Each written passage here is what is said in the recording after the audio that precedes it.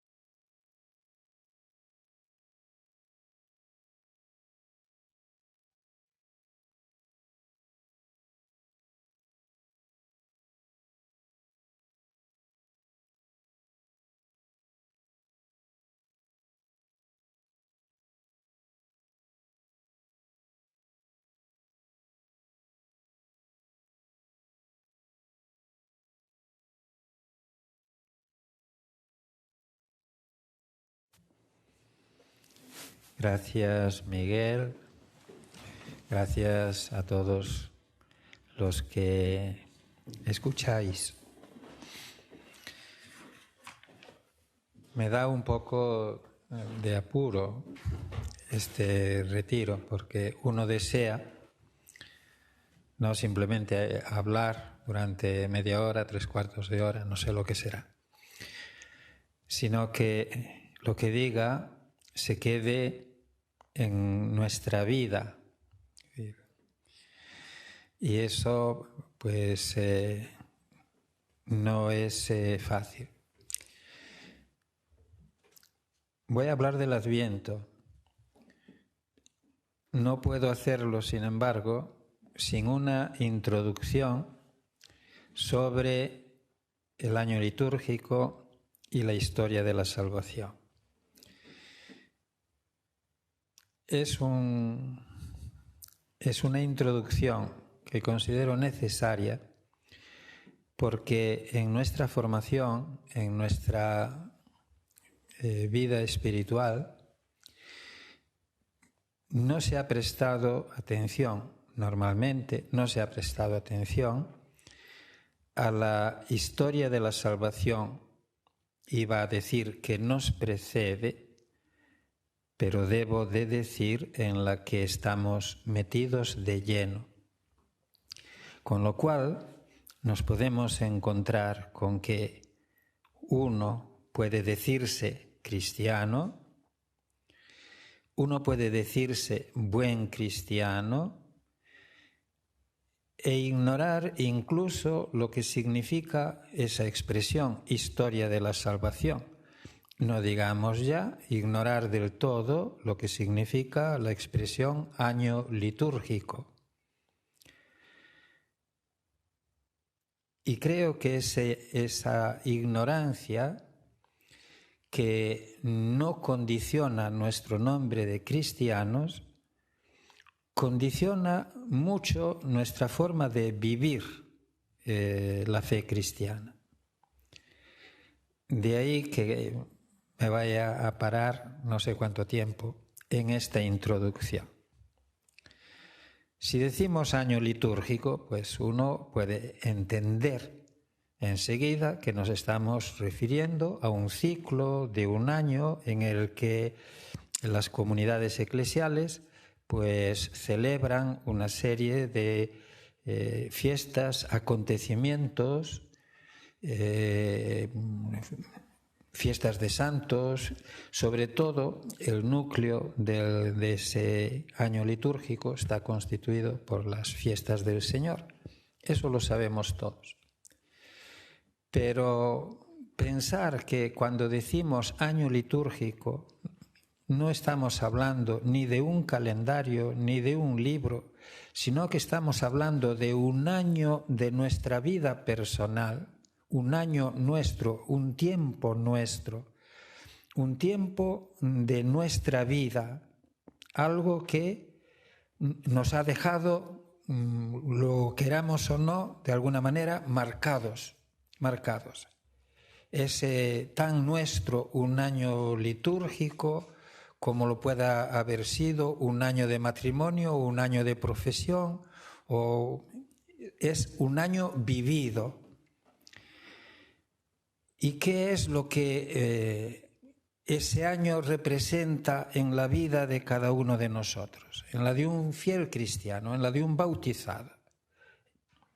Bueno, pues ese bautizado y también la comunidad a la que pertenece ha hecho un círculo, una órbita de un año, una órbita particular, esa tierra que soy yo, que es cada uno de nosotros, que es la comunidad a la que pertenezco, esa tierra ha hecho su órbita completa en torno a un sol que se llama Cristo Jesús. Eso es un año litúrgico. Y de la misma manera que la tierra, esa otra en la que estamos, no hace un giro en torno al sol sin experimentar cambios, sin experimentar eventos, sin experimentar días de calor, días de nieve, días de hielo, días de vendaval. De la misma manera, nuestra órbita, la personal y la comunitaria, en torno a Cristo Jesús, esa que se cierra, empieza cada año y se cierra al cabo del año, también deja en nuestra vida unas experiencias que cada uno de nosotros tendría que tener la capacidad de analizar, de acercarse a ellas. Dice, ¿qué me dejó esta vuelta en torno a Cristo? ¿Qué ha dejado en mi vida? El año litúrgico, como calendario, como organización de acontecimientos celebrados, pues es un reflejo de la historia de la salvación. Podríamos decirlo así. Llamamos historia de la salvación a esa historia que empieza con la creación y que terminará con la segunda venida del Señor, la venida gloriosa de Cristo Jesús al final de los tiempos. Digamos que la historia de la salvación es la historia del tiempo que conocemos. ¿Y por qué la llamamos historia de la salvación? Porque en ese tiempo que conocemos, Dios, a través de los acontecimientos que se van realizando en el tiempo, nos va descubriendo, va revelando su designio eterno con relación a la creación y a nosotros, a la creación entera y a nosotros. El designio de Dios, designio eterno de salvación. Dios, creador, ha creado porque ama. Y la revelación de ese amor a la creación entera y a esta criatura particular que es el ser humano, eso es lo que constituye la historia de la salvación en su conjunto. Nos damos cuenta enseguida de que esa historia, ese tiempo, desde un punto de vista de la revelación del designio de Dios, para el mundo y para nosotros, tiene un centro, tiene su sol. Y ese centro, ese sol, es Cristo Jesús. Entonces, podemos decir y entender que de alguna manera la historia de la salvación entera es la revelación del misterio de Cristo Jesús. De tal manera que desde el principio, cuando Dios creó el cielo y la tierra, hasta el final, ese misterio se va desvelando delante de nuestros ojos y se desvela a través de los acontecimientos, a través de las personas. La creación, que es el principio de esa historia, es también el principio de la revelación de Cristo Jesús. El fin de los tiempos, que será la manifestación de Cristo en su gloria, en su plenitud, será también el fin de la historia de la salvación. El misterio de Cristo es centro y culmen, es principio y fin de esa historia. Lo subrayo, es necesario subrayarlo, poniendo a Cristo Jesús en el principio y en el fin, en el centro y en la cumbre de esa historia que es la historia de la salvación, estoy señalando algo que seguramente ha faltado con frecuencia en nuestra catequesis y en nuestra predicación, con la consecuencia de que ha podido faltar en nuestra vida. Y es que con frecuencia no ha sido Cristo Jesús. El que es centro de la historia no ha sido el centro de la catequesis, no ha sido el centro de la predicación, no ha sido el centro de la enseñanza, de la comunicación, de nuestro mensaje, con la consecuencia de que no ha sido el centro de nuestra vida. Fíjense que esto lo podemos discernir apenas miramos hacia nosotros mismos. ¿De qué nos preocupamos a la hora de hacer eso que San Ignacio llamó examen de conciencia, o que nosotros llamamos así también? ¿En qué nos fijamos? No nos fijamos en nuestra relación personal con Cristo Jesús. Nos fijamos en nuestra relación personal con las normas, con los ritos, con las verdades, con los dogmas, pero no con Jesús, el Señor. Y esto necesitamos pensarlo. Todos, claro que de manera muy especial, quienes tenemos la responsabilidad de transmitir los contenidos de la fe, llámense obispos, llámense presbíteros, llámense diáconos, llámense catequistas, llámense... ¿Qué es lo que transmitimos con nuestra enseñanza? Transmitimos normas, transmitimos información sobre ritos, o ponemos delante de los ojos a Cristo Jesús. Desde el principio, Cristo Jesús está anunciado en la creación.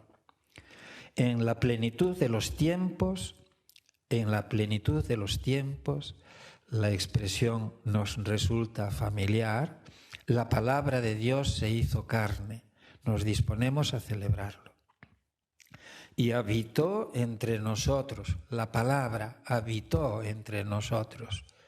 Es el escándalo mayor que podemos anunciar desde la fe cristiana. La palabra se hizo carne, se hizo debilidad, se hizo vulnerabilidad, se hizo fragilidad y habitó entre nosotros. Y en esa palabra hecha debilidad hemos contemplado su gloria. Precisamente en su debilidad hemos contemplado su gloria. Gloria como de unigénito del Padre, lleno de gracia y de verdad. Confesamos que Cristo ha de venir glorioso al final de los tiempos. Se puede, pues, decir que el año litúrgico cristiano, eso que llamamos año litúrgico, es representación de la historia de la salvación. En el año litúrgico recordamos, celebramos acontecimientos que tienen que ver, todos ellos, con el misterio de Cristo. 3 palabras, 3 realidades. Año es importante. Representación e historia. 3 palabras. Año, representación, historia. El centro de todas esas palabras es Cristo. Es el centro de la historia, es el centro del año litúrgico y es el centro de las representaciones que durante el año litúrgico hacemos de los misterios de Cristo. En realidad, el año es una representación de la historia. El año litúrgico es figura del año de la redención. Nace y se desarrolla el litúrgico a partir del año de la redención, del que es como la proyección. El año litúrgico ilumina los tiempos de la historia humana, una historia que se computa por órbitas de la Tierra en torno al Sol y a la que da sentido la órbita de los creyentes en torno a Cristo Jesús. De alguna manera, el año litúrgico es imagen del año de la redención. Digamos que nos da una idea en su conjunto del año de la redención. Se le puede considerar como una figura del año de la redención. Pero es una figura con realidad. Mientras estaban aquí preparando los aparatos para la transmisión, se me ocurrió. Yo estoy aquí en una mesa y hablando delante de un micrófono. Esta es una realidad. Vosotros, al otro lado, en vuestras casas, en las pantallas de vuestros PCs, pues de alguna manera tenéis una figura de esta realidad. Pero no es una figura vacía. El que estáis viendo ahí es el que está hablando aquí. Y de alguna manera esta realidad está presente en esa otra realidad.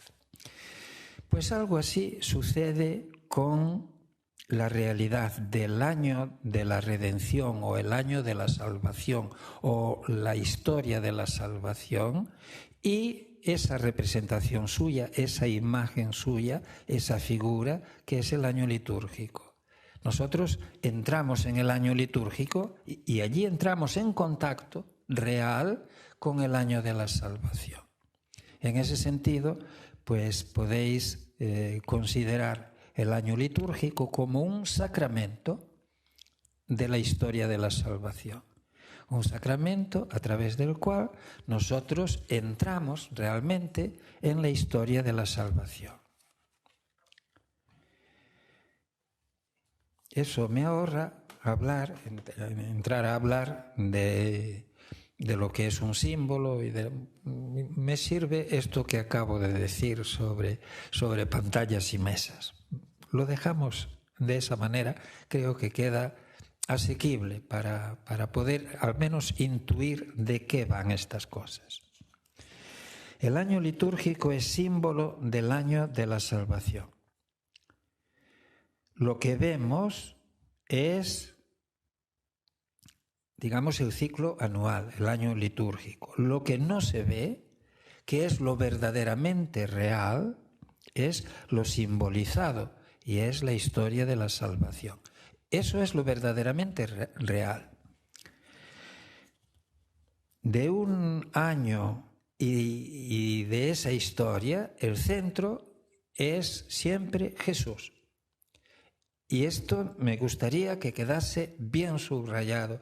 Yo diría que como mensaje central de esta tarde, el centro de la historia es Jesús, el centro de nuestro año litúrgico es Cristo Jesús, el centro de nuestra vida es Cristo Jesús. Y si no giramos imaginad una tierra que repentinamente deja de girar en torno al sol, es la muerte. Pues así es nuestra vida si no gira en torno a Cristo Jesús. Espiritualmente quedaríamos reducidos a una roca fría,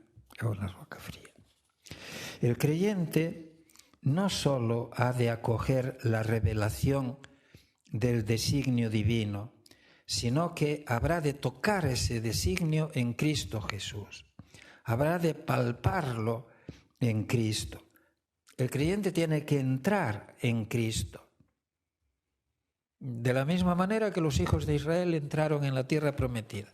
De nada serviría que se les hubiera prometido una tierra y que hubieran fatigado mucho en el desierto caminando hacia ella si finalmente no entran en ella. Hemos de alcanzar el misterio de Cristo, participar en él. Y así, dice, ahora nos disponemos a celebrar la Navidad. Celebrar la Navidad no es recordar el nacimiento de Jesús. Eso no le va nada a nadie, ni a Jesús ni a nosotros, que recordemos su nacimiento. Es nacer con Él. Y eso ya nos va a nosotros y les va a Él. Le va a Él. Tal vez no lo hayáis pensado, no lo sé.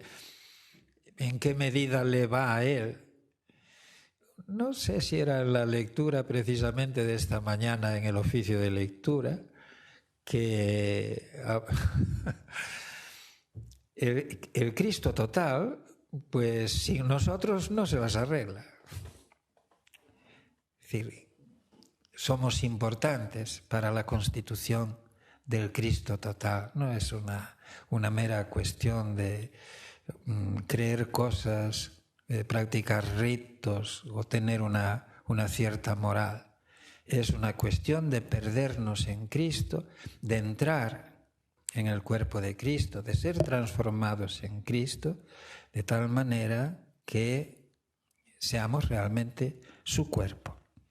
Así que es necesario nacer con Cristo, vivir con Cristo, morir con Cristo, resucitar con Cristo, es hasta estar con Cristo a la derecha de Dios en el cielo. Y eso lo vivimos, lo alcanzamos participando en el año litúrgico, en la órbita litúrgica anual, que es símbolo del año de la salvación o de la historia de la salvación. Y ahora sí, ya podemos entrar a hablar del Adviento. El Adviento.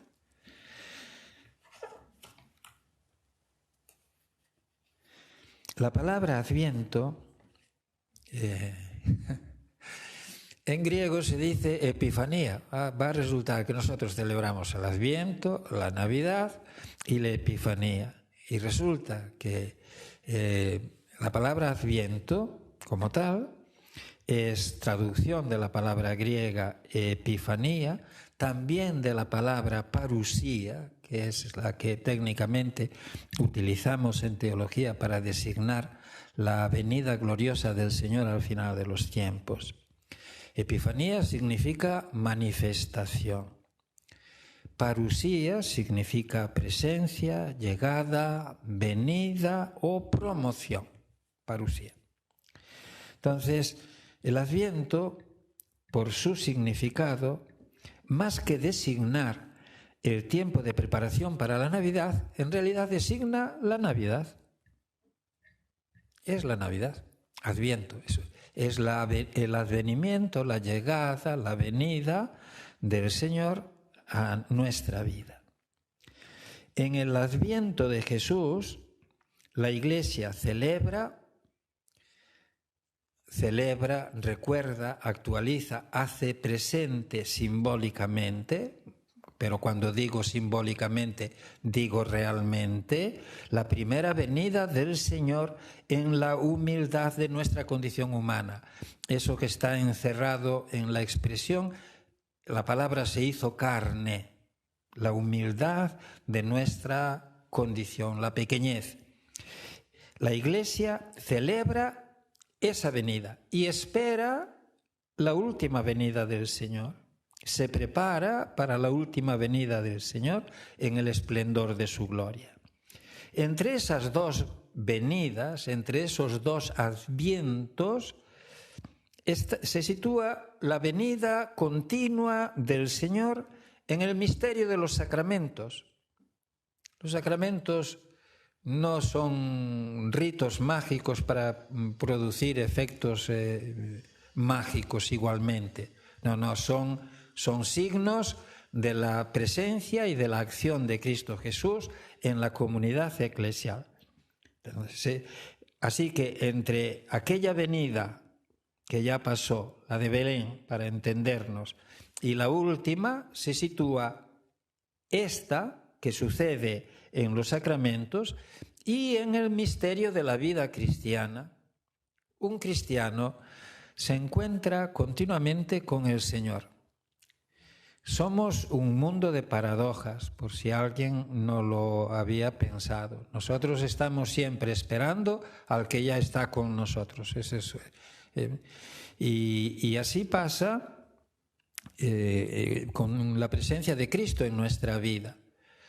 Dice, abrimos los ojos para encontrarlo, lo buscamos en su palabra, lo buscamos en los sacramentos, lo vemos en los que presiden nuestras celebraciones litúrgicas, lo vemos en la comunidad que se reúne para la celebración, lo buscamos en su palabra, en la palabra de Dios proclamada, lo buscamos en los hermanos necesitados.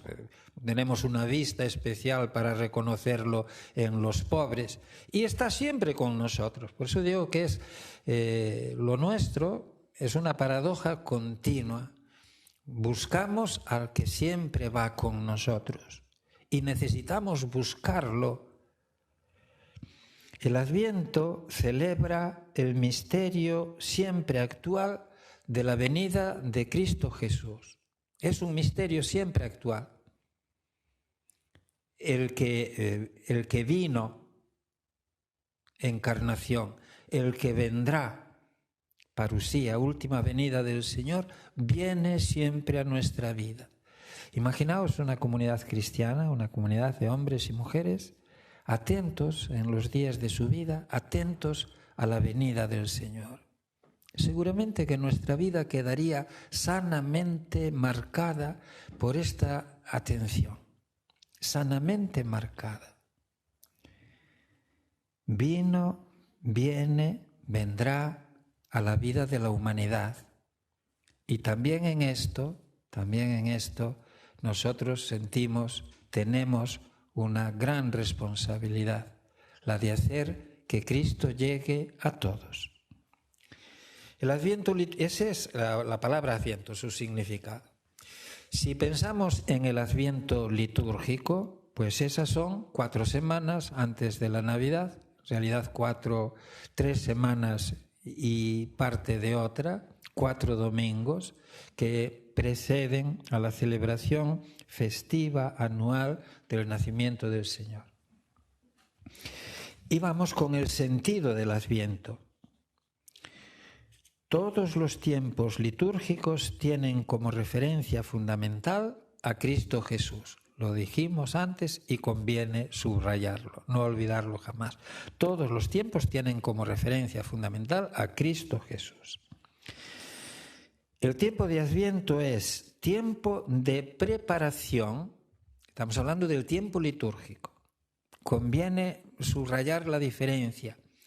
El tiempo litúrgico son 4 semanas escasas, pueden ser 3 semanas y un domingo incluso.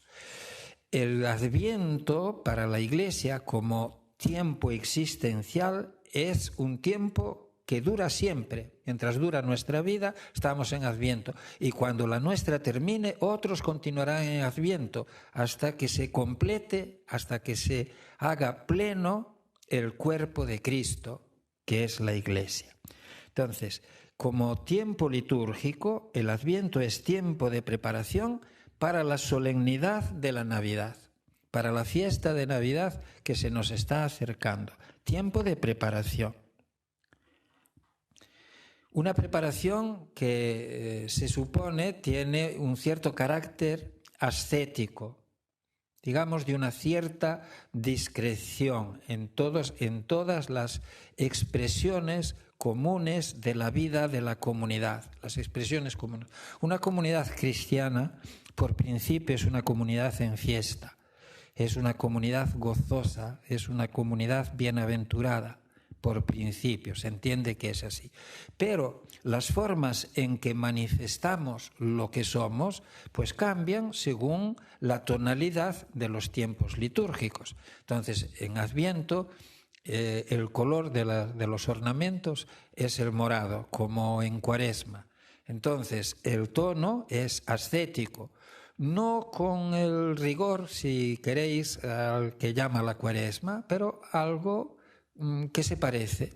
Y esto tendrá que ver con la ornamentación de las iglesias, esto tendrá que ver con la música en las iglesias, con la presencia del canto en la comunidad, esto tendrá que ver pues con la vida personal de los fieles, su capacidad de adaptarse a la vida de los pobres y de entrar en comunión con los pobres.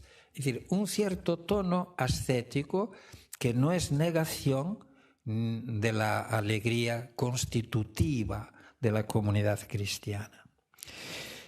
El Adviento es también, bueno, lo podemos considerar, lo decía antes, como una especie de Cuaresma de la Navidad, sin llegar a serlo ni en el tiempo ni en los contenidos. Es, por otra parte, un tiempo de espera ansiosa y gozosa. No quitaría ninguna de las palabras. Lo que esperamos, hombre, no es lo que tememos. A veces en los partes meteorológicos nos dicen se espera para mañana una borrasca. Bueno, pues yo creo que nadie espera que una borrasca. La borrasca se puede prever que mañana entrará una borrasca y se la puede temer, tanto como esperarla, no. Lo que se espera es algo que consideramos bueno para nosotros, deseable, apetecible. Entonces, una espera lleva consigo el componente de ansiedad. Y si recordáis los tiempos de vuestra infancia, pues uno piensa en la ansiedad con que la noche de Reyes esperas a la mañana para ir a abrir los paquetes, ¿verdad? Bueno, pues algo así es el Adviento. Es un tiempo de una espera ansiosa y gozosa. Sabes que te va a llegar algo bueno, el paquete va a venir realmente muy interesante. Yo espero, pero si digo espero, aquí entra otro factor que conviene recordar. Y es el factor de necesidad. Cuando digo yo espero, y espero que venga el Señor, resulta que yo necesito que el Señor venga a mi vida. Y eso hace la espera, si quieres, más ansiosa, más interesante y más gozosa. Yo necesito, los pobres esperan, los pobres necesitan. La creación entera espera, está en Adviento. La creación entera, todos esperan a Cristo Jesús. Esperan la venida, velada, gozosa, humilde, festiva del Señor en el misterio de la Navidad. Esperan la venida gloriosa del Señor al final de los tiempos. Yo creo que esto forma parte muy escasa de nuestra espiritualidad, de nuestra formación, de nuestros intereses de fe. Lamentablemente, creo que no hemos sido educados a esperar la última venida del Señor. Creo que no hemos sido educados a decir Maranatá, ven Señor Jesús, ven Señor Jesús. Hasta es muy posible que no estemos demasiado educados a decir Jesús, como expresión de todo lo que deseamos, como expresión de lo que esperamos, como expresión de lo que amamos, como expresión de lo que ya tenemos, pero todavía nos falta mucho. Tiempo de espera, así, de la venida del Señor en el misterio de la Navidad que está a 2 semanas de distancia, tiempo de espera de la venida gloriosa del Señor al final de los tiempos.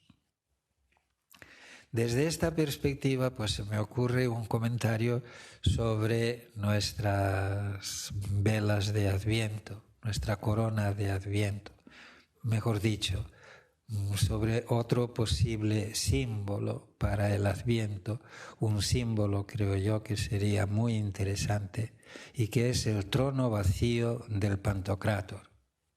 Tenéis presente la imagen del Pantocrátor, el juez universal sentado en su trono. Bueno, pues levantáis al Señor, al juez, no ha llegado todavía, lo esperamos. El trono vacío es una imagen muy hermosa de Adviento.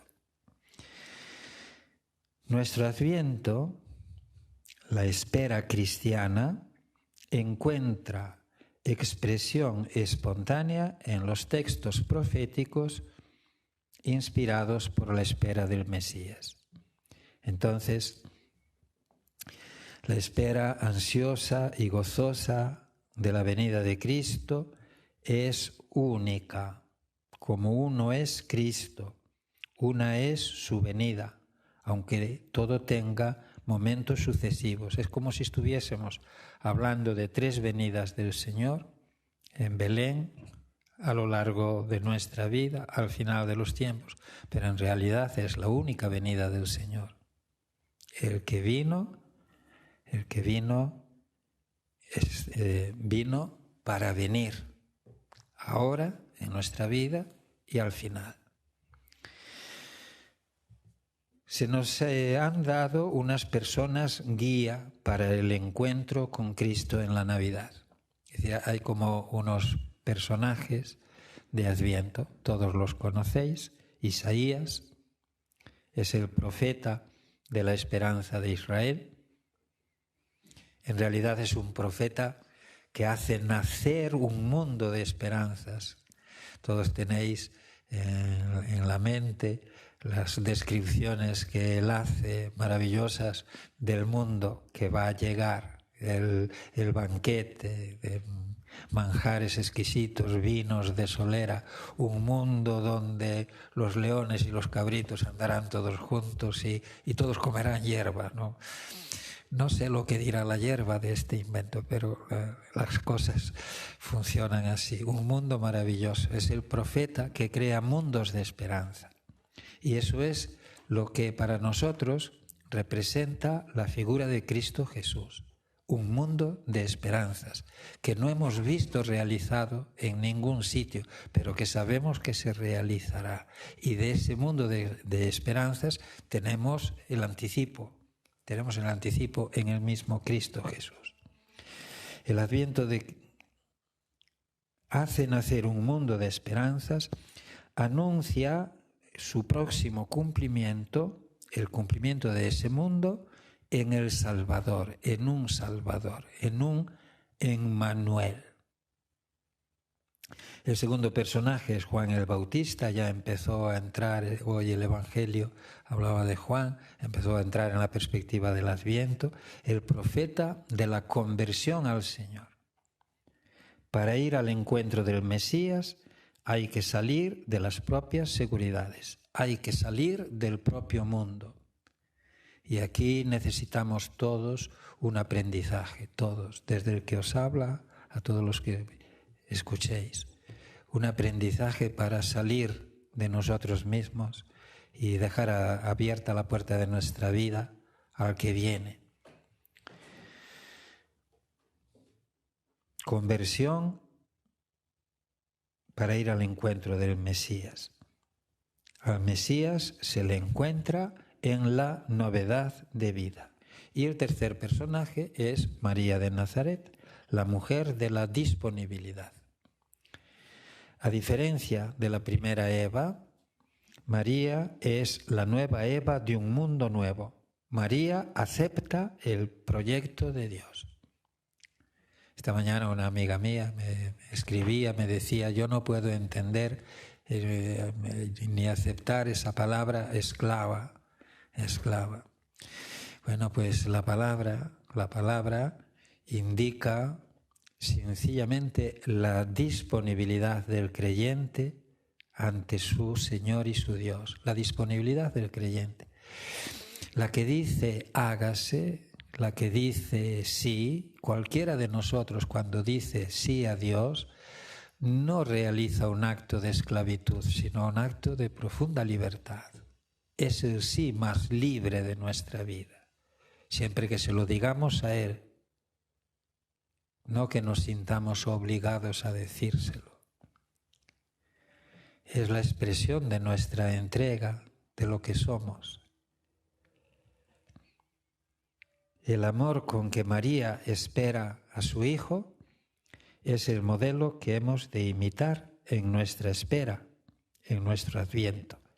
Ese es el amor que ha de animar nuestra preparación para ir al encuentro del Señor. Dejándonos guiar por el Espíritu, faltaba él a la cita, que es el protagonista de toda esta historia. Dejándonos guiar por el Espíritu y siguiendo el itinerario espiritual que nos muestran Isaías, Juan el Bautista y María de Nazaret, podemos asumir las actitudes que caracterizan el tiempo de Adviento. El Espíritu, esperamos, realizará en nosotros su obra. ¿Para qué? Pues para que estemos en vela, velar en la fe, velar en oración, abiertos, disponibles para reconocer los signos de la venida del Señor en cada circunstancia de nuestra vida. Los signos de la venida del Señor. Caminar por la vía que Dios ha trazado, es decir, convertirnos, dejar nuestro camino, volvernos al camino, volvernos a Cristo, volvernos a Él. Seguir a Cristo hacia el reino del Padre. Ir como va Él. Yo diría casi como niños pequeños que van detrás de su padre fijándose en lo que él hace y posiblemente poniendo los pies donde los va poniendo el padre y haciendo las mismas cosas. Y dar testimonio del gozo que nos trae Jesús Salvador, con la caridad afable y paciente hacia los demás, con la apertura a todas las iniciativas de bien por las que se construye aquí el reino de Dios. Mantener un corazón pobre y vacío de sí, imitando a José de Nazaret. Faltaba la cita. Ahora hemos entrado en un año de San José. Finalmente se le pone en el candelero de la espiritualidad de la Iglesia. Mantener un corazón pobre y vacío de sí, imitando a José de Nazaret, a María de Nazaret, a Juan el Bautista, a todos los pobres del Evangelio. Solo los pobres tienen la capacidad de reconocer en Jesús al Hijo de Dios. Solo los pobres. Así que nos toca empezar a empobrecer.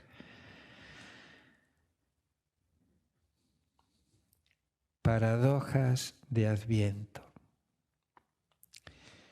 Desear al que ya hemos recibido.